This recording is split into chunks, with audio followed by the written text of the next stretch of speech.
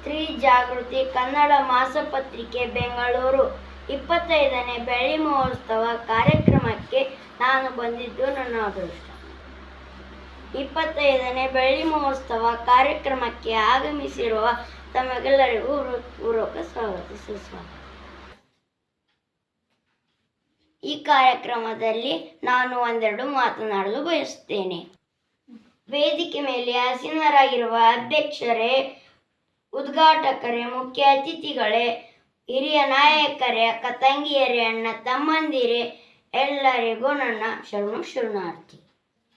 ಎತ್ತರನಾರಿಂತು ಪೂಜ್ಯಂತೆ ರಮ್ಯಂತೆ ಚತುರ್ದೇವತಾ ನಿವಾಸ ಎಂದರೆ ಎಲ್ಲಿ ಹೆಣ್ಣು ಮಕ್ಕಳಿಗೆ ಗೌರವ ಇರುತ್ತದೋ ಅಲ್ಲಿ ದೇವರು ವಾಸವಾಗಿರುತ್ತಾರೆ. ಎಲ್ಲಿ ಹೆಣ್ಣು ಮಕ್ಕಳಿಗೆ ಅಗೌರವ ಇರುತ್ತದೋ ಅಲ್ಲಿ ದೇವರ ವಾಸವಾಗಿರುವುದಿಲ್ಲ. ಸ್ವರ್ಣಮಯ ಲಂಕೆಯಲ್ಲಿದ್ದಂಥ ವಿಜೃಂಭಣೆ ಅಂತದ್ದು ಅದನ್ನು ನೋಡಿ ಲಕ್ಷ್ಮಣ ಬೆರಗಾದಾಗ ಆಗ ಪ್ರಭು ಶ್ರೀರಾಮಚಂದ್ರರು ಹೇಳುತ್ತಾರೆ, ಜನನೀ ಜನ್ಮಭೂಮಿಶ್ಚ ಸ್ವರ್ಗಾದಪಿ ಗರಿಯಸೆ, ಅಂದರೆ ಹೆತ್ತ ತಾಯಿ ಹೊತ್ತ ಭೂಮಿ ಎಂದು ಹೇಳಿ ಅವರು ವಾಪಸ್ ಅಯೋಧ್ಯಕ್ಕೆ ಬರುತ್ತಾರೆ.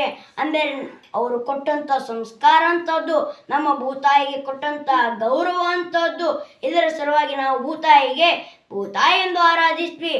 ನಾವು ವಿದ್ಯೆಯಲ್ಲಿ ಸರಸ್ವತಿಯನ್ನು ಆರಾಧಿಸ್ತೀವಿ, ಹಣದಲ್ಲಿ ಲಕ್ಷ್ಮಿಯನ್ನು ಆರಾಧಿಸ್ತೀವಿ, ಭಕ್ತಿಯಲ್ಲಿ ಪಾರ್ವತಿಯನ್ನು ಆರಾಧಿಸ್ತೀವಿ, ಧೈರ್ಯದಲ್ಲಿ ಕಾಳಿಕಾ ಅವರನ್ನು ಆರಾಧಿಸ್ತೀವಿ. ಮತ್ತೆ ನಾವು ಆಡುವ ಭಾಷೆಯನ್ನು ಕನ್ನಡಾಂಬೆ ಎಂದು ಆರಾಧಿಸ್ತೀವಿ.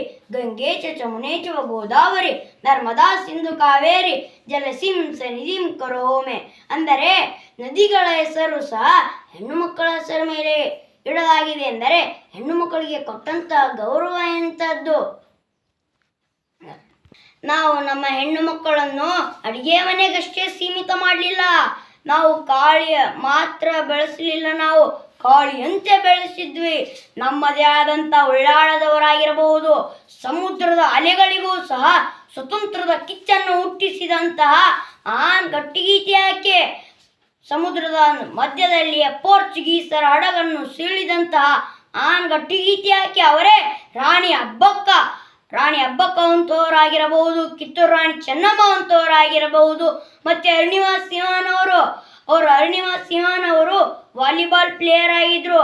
ಹೀಗಾಗಿ ಒಂದು ದಿನ ಅವರಿಗೆ ಏನಾಯ್ತೆಂದರೆ ಟ್ರೈನ್ನಲ್ಲಿ ಪ್ರಯಾಣ ಮಾಡುವಾಗ